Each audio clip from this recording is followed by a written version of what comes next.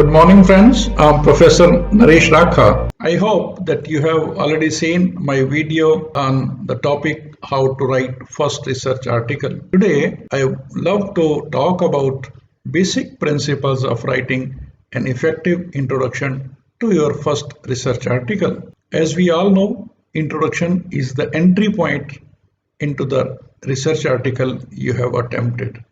You want that the reader, the reviewer, or your audience should go into the details of your research paper. Then introduction is the point where you have to be very careful. You have to attract, they should continue reading your research article beyond introduction. So the first question comes to our mind is that when to write the introduction. As in our previous video, we have mentioned that writing introduction is the most difficult part of the research article.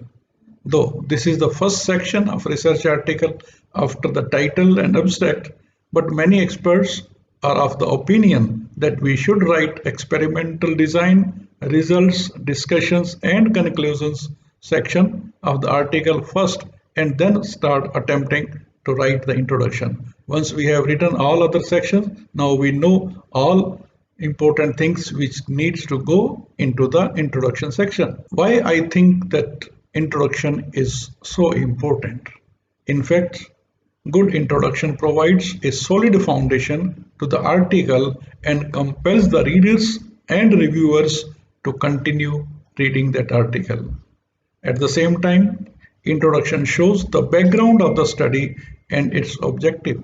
Therefore, it is very important to show readers and reviewers why the research topic is worth reading and why the paper deserves their attention. So we have to explain in the introduction section why this work is important. So write how the research topic is worthy of the study. Do not just simply say subject X is important. It doesn't make much sense. Instead, tell why the topic is important. Instead of writing the development of new materials is important for the automotive industry, you should and you can write, for example, the development of new materials is necessary for the automotive industry to produce stronger, lighter vehicles which will improve safety and fuel economy. So the first step is check the journal requirements.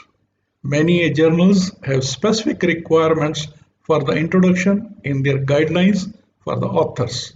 There might be requirement of, for example, a maximum word count or a specific content such as a hypothesis statement, or they might ask for summary of your main results in the introduction section itself. So when we start writing, the first paragraph should write a couple of sentences about the broad research area and then mention the specific research area of your article.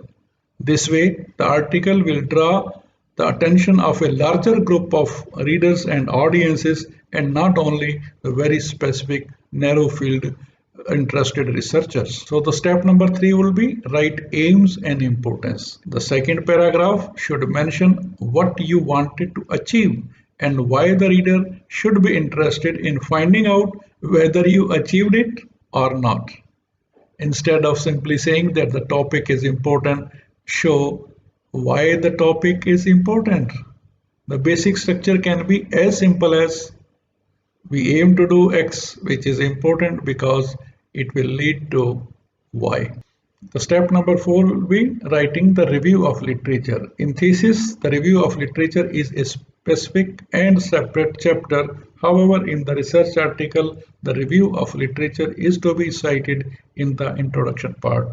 But we have to be very careful and be very specific in citing the references. On any point made in an introduction, limit the citation of 1 to 2 references, which are most relevant, recent, and published in high-index peer-reviewed journals. For example, when we write a sentence like pathogens are effectively killed by ultraviolet germicidal irradiation, references 4 to 10, too many references are cited at once in a single statement. Though these 7 references may provide a good overview of the topic, but doesn't provide enough context and explanation for these studies. If all references you feel are worth citing and must be included, then we should discuss these in greater specificity. For example, ultraviolet germicidal radiation has been found to effectively kill all tested bacteria, reference 4 and 5, fungi, reference 6 and 7, and inactivate all viruses tested so far, reference 8 and 9, including coronaviruses, reference 10. The next step will be mention your hypothesis. Mention a hypothesis for which this study is seeking confirmation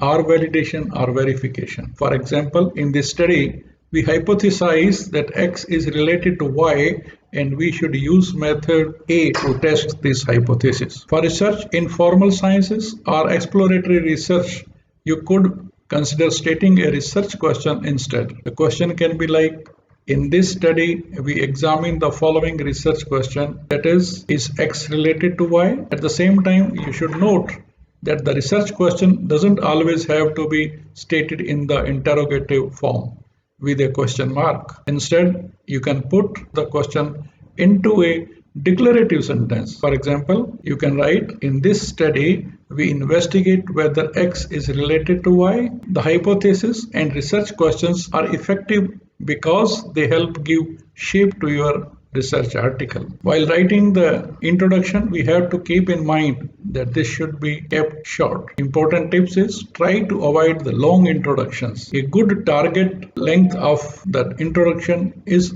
around 500 words. But at the same time, we need to check the journal's guidelines, how much content they want in the introduction section. The past issues of that particular journal can provide the clear guidance that how much is the size of introduction in the commonly accepted research articles. So in the last paragraph, give a section by section overview of your paper if it is appropriate for your field. You can write briefly what you have written in other sections. In fact, this para is like an index of what will follow in your research article. Here is a bonus tip for all of you. Present the topic and get the reader interested. Provide a strong and good background to the research topic. Summarize the existing research. Position your own approach, how you did the experiment and what you found. Detail your specific research problems. Finally, give an overview of the paper structure.